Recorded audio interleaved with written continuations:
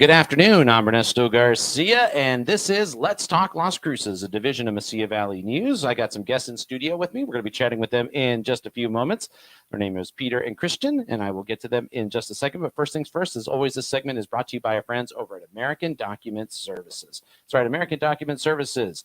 Find them online, adslcnm.com, located at 308 North 17th Street in Las Cruces.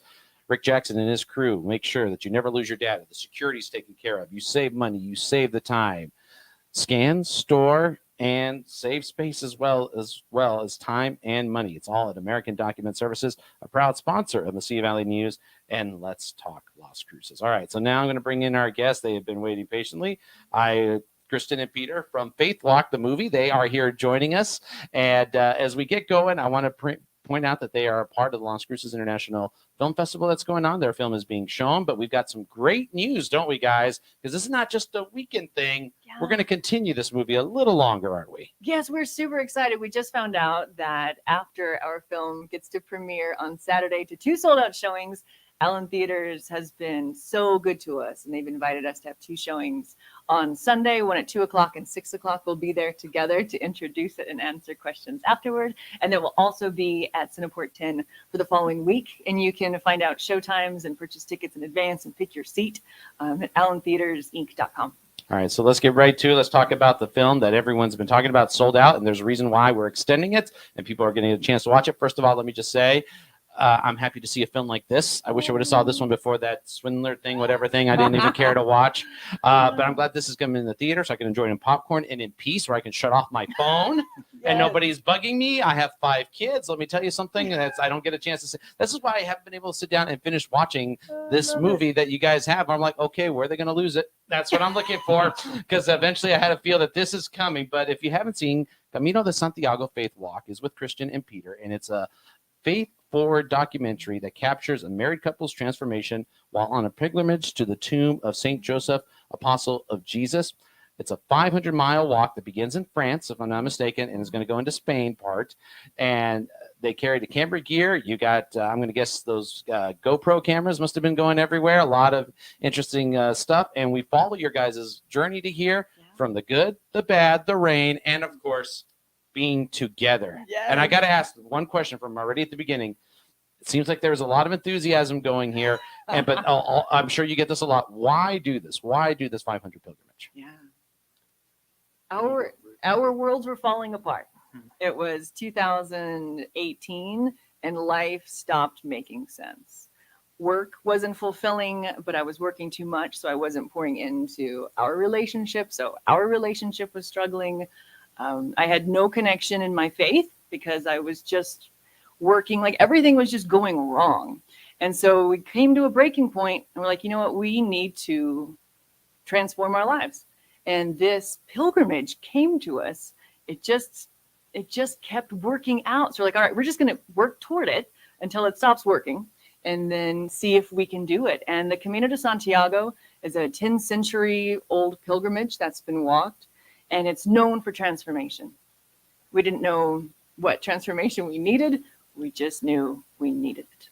So like most couples, and I'm going to say this, and I think I've been saying this a lot, if a couple survived through the pandemic, right, imagine how you go. Was it almost that type of test, though, back in 2018 before the pandemic? Yeah. Like most of us almost the brink of a separation right there, Peter? Yeah, that's right. I'm glad we got it taken care of and sorted out before the pandemic hit, because we worked a lot of stuff out on the Camino. Mm-hmm. What are some of the main things you guys worked out in this film, and what are you going to see?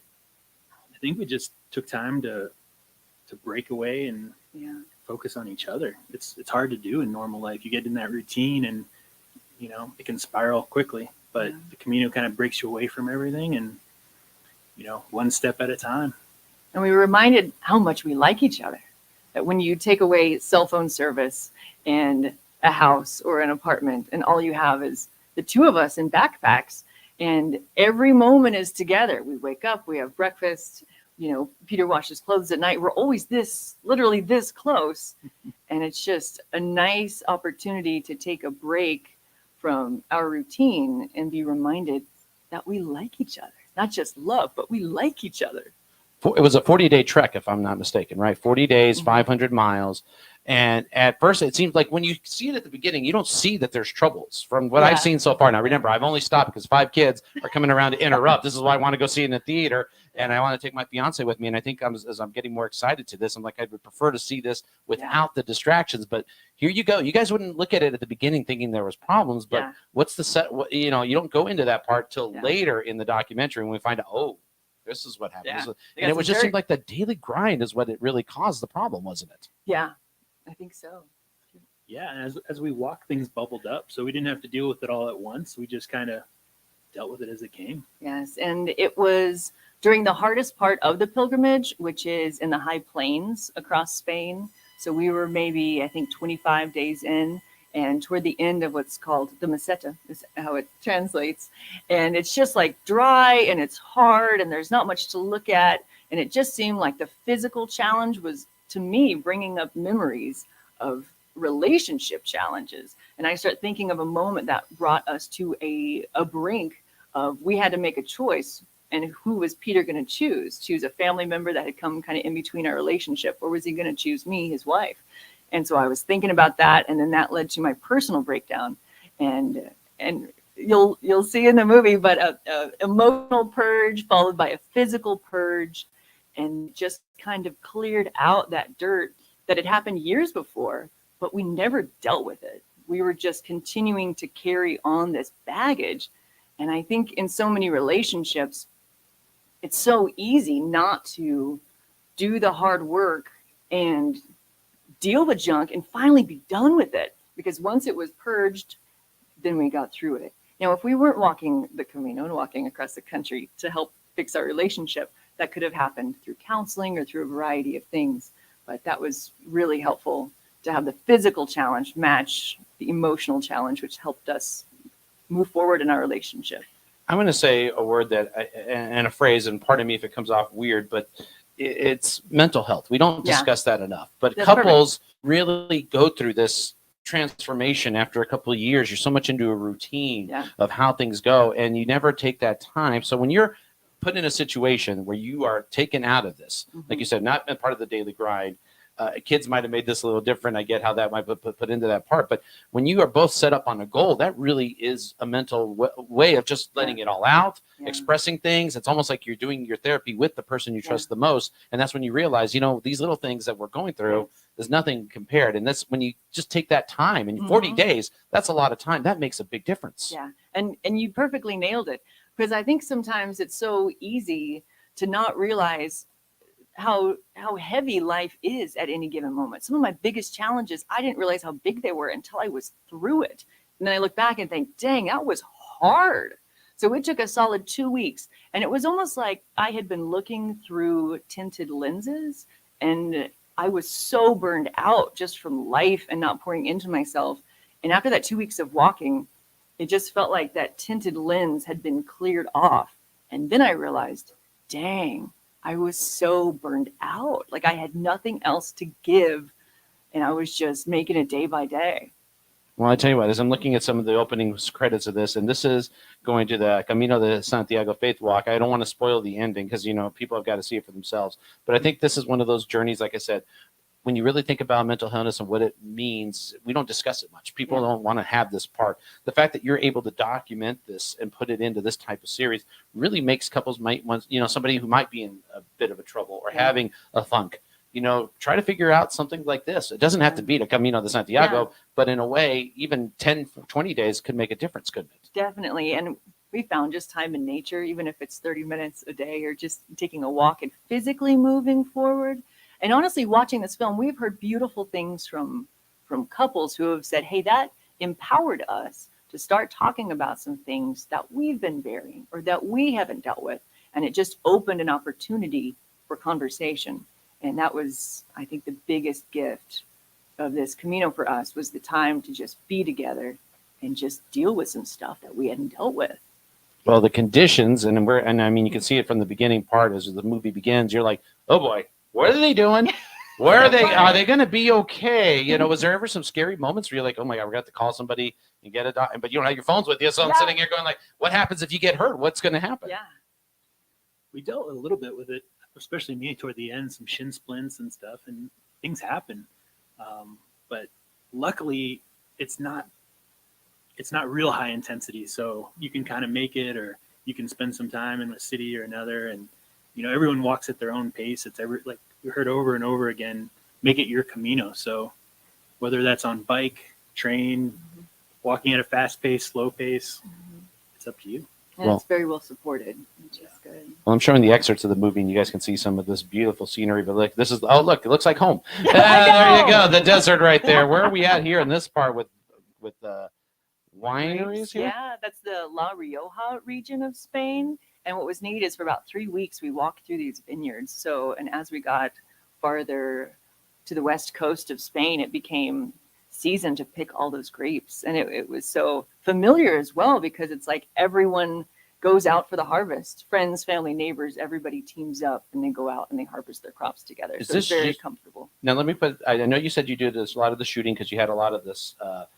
parts there, but who was somebody else shooting around here to help you, or was this just all you guys yourselves? It was all us. We had all this footage that we're watching, there's nobody out there. It's just you guys. Yeah. Wow. Yeah, Peter's a certified drone pilot and recently earned an Emmy nomination for his beautiful aerial footage. So you get to experience just the vast countryside of what it looks like to walk across Spain. And then we spent a lot of time. I think we had 6 or 7 different cameras and audio devices with us to try and capture the best we could. And here's the thing: you're also all this is you guys. You're using everything. You're using GoPros. You're using all this part, and then you're doing your own interviews as well here. Didn't that wasn't there some times that you gave looks to each other, going like, "What did you just say?" Yeah. Are you kidding? Are we going to put that in there? Did that happen? Yes, that had to have. Yes. The last night in Santiago, we made it. The pilgrimage is over. We're leaving for Israel the next morning. My heart is so heavy and full, and I'm like, I have to get this wisdom out that has come to me in the last, almost 6 weeks of walking. And Peter's messing around and playing and having a great time. I'm like, help me. I got to get this on camera. But that was also like included in the daily videos. So it was fun. But yeah, there were challenges still. I'm going to also ask a fun question here. When we see you guys, this is like 2018, right? This is when we did this journey? 2019. Into 2019. So before everything shut down and before we went through a pandemic that, you wouldn't have been able to do this way. Yeah. I can only imagine how it would have been. It seems like, okay, there was a little bit of nutritional questions here. How did you survive nutritionally out? And I'm going to guess that when you eat in those countries in the European part, it's not as fattening and so much of preservatives. I'm just going to certain you felt a little bit healthier, and especially we might have slimmed down a bit. Yeah, it was amazing. Each small town had a great fresh squeezed orange juice machine and a great espresso machine and like the baked goods. So luckily we were putting our miles in, because otherwise we would have put it on. Yeah, and the food was delicious. So lots of different sausages and different local fruits. And we ate. We had second breakfast like every single day. It was a pilgrimage, but we were also like, all right, how long until the next coffee stop? We had some great eating across Spain.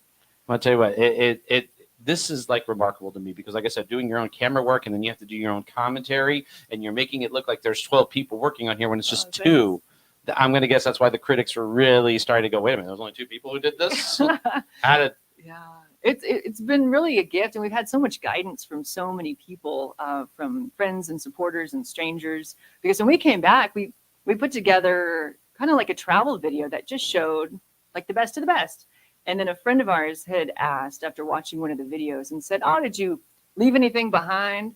And I was like, oh boy, did I? I was like, I had a mental breakdown, and then I started puking like from every direction of my body. And then I finally purged all this drama and depression.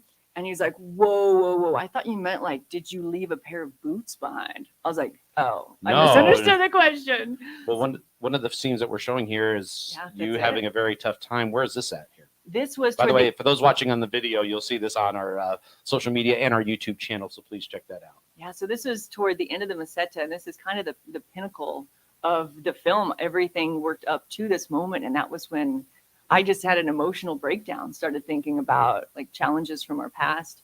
But the gift of that, and what still gives me chills and makes me smile when I think about it, is as soon as I gave up, as soon as I sat down and released it and just cried and just kind of just spent a moment with myself, I got back up and started walking.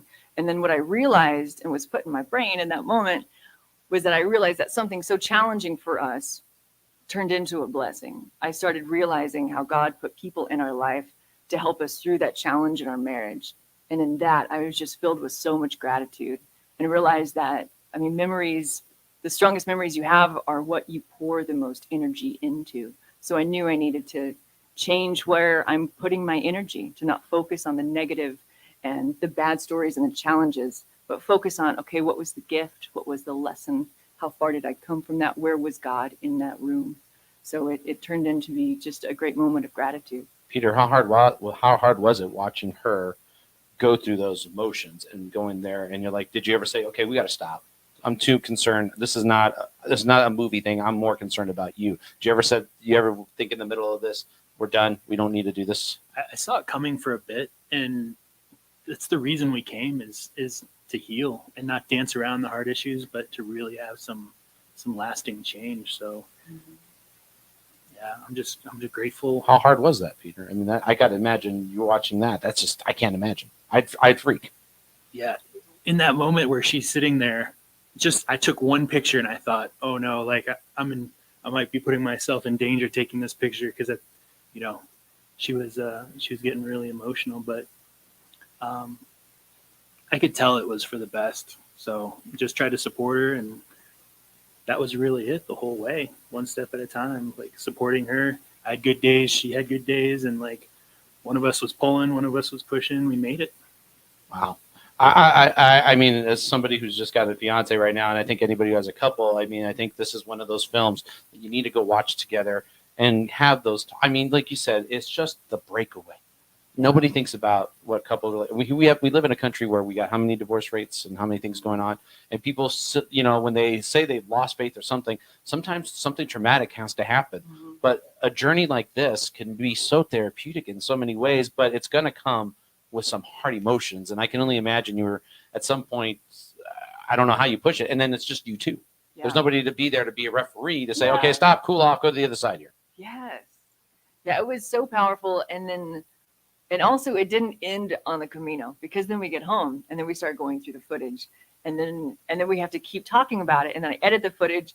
And so we're spending like months and months continuing to dive into the challenges and also continuing to learn from them. And some people have asked us, like, well, do you think you would have had as good of a pilgrimage if you would not have taken camera gear? And our answer has always been the blessings. A lot of them have been realized in the edit, when we realize, oh my goodness, all these subtle, tiny little messages that we see are from God all happened in the same day. All of that was one day. And it really made it easier to take the gifts from the experience. Docuseries movies that I've seen, and because of these explosion with streaming services, people have labeled them as to how they serious, how they make you feel. But this one, I don't see it on the romantic side, because it's going to come out this way. But to see how you two guys are now, you would think you would have met us back in 2018 heading to this, it would have been a lot different. Yeah. Now you see us today and you're smiling, and it just seems like, wow, it's like a story of love there. Like you said, you go back and you just got to think, this is the person I'm with, and you've got to be super happy. Yes, super thrilled. And I think when people watch this, and my hope and Peter's hope, or whenever they see it, is that they are left with hope.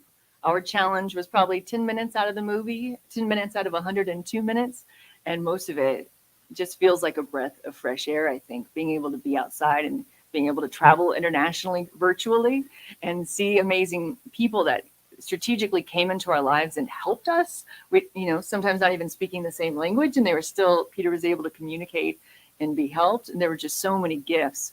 So it's kind of a nice virtual breath of fresh air to come out and realize that we took a big risk leaving our lives to do this pilgrimage.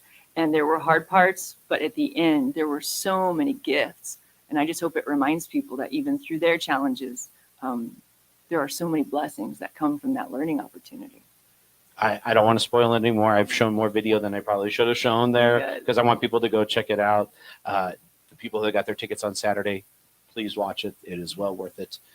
And of course, we've got tickets that are going on sale Sunday and Monday and Tuesday. Plus, there's some Q&A questions that you're going to get a chance to do with both Peter and Kristin. And I think people will have a very good time.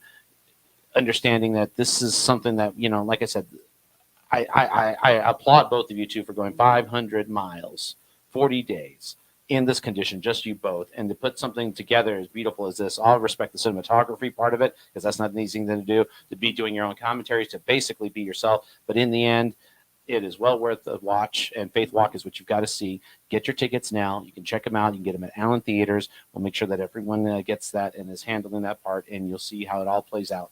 And I really want to thank you both. I'm looking forward to watching this and finishing it. I should just go on a 500-mile pilgrimage. Real quick, would you advise anybody else to do this? Would you tell them, what advice would you give to anybody or a couple that wants to do it and doesn't need to take a film camera with them?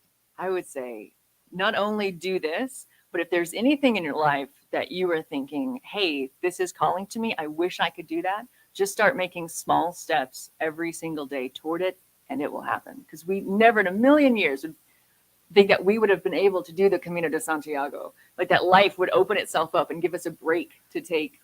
I mean, overall, our pilgrimage was 98 days, because after we left the Camino, we went to Israel and spent time in India. But we just started making small actions toward it, and it happened. So if there's anything calling to you, don't start next week. Start right now with a very small motion toward what you want. Peter, anything else you want to say to anybody that's going to watch this, and what they can expect? Yeah, I hope you enjoy the trip. I hope you feel like you're with us and you take something away that is inspirational. Thank you. I'm going to tell you what, one thing I am looking forward to is the edit cuts, the director's cuts, the extra scenes. I'm sure there's some more things that we'll see there. Maybe you'll expand that in to some other parts. Streaming services are soon going to pick this up, and I'm sure.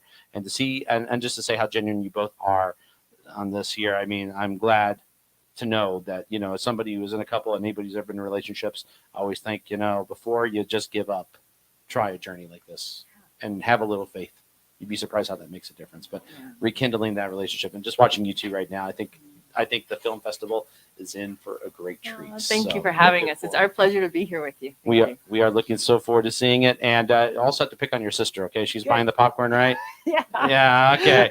Or is mom buying that one? Who's getting it? I don't know. We'll see. I think Marcy always ends up paying the bill in some form. But we're so thrilled to have her support and the support of the Las Cruces International Film Festival. It's such an honor that we took this faith walk and created something beautiful, and now we get to share it at home. Like, it's such an honor. This segment is brought to you by our friends over at American Document Services at 300A North 17th Street in Las Cruces, adslcnm.com. Faith Walk is in the theaters. Make sure to check it out. For Let's Talk Las Cruces, I'm Ernesto Garcia. Have yourselves a great rest of your day. And, of course, you can share this interview. Also listen to the podcast and download it as well from our Mississippi Valley News YouTube channel. Have a great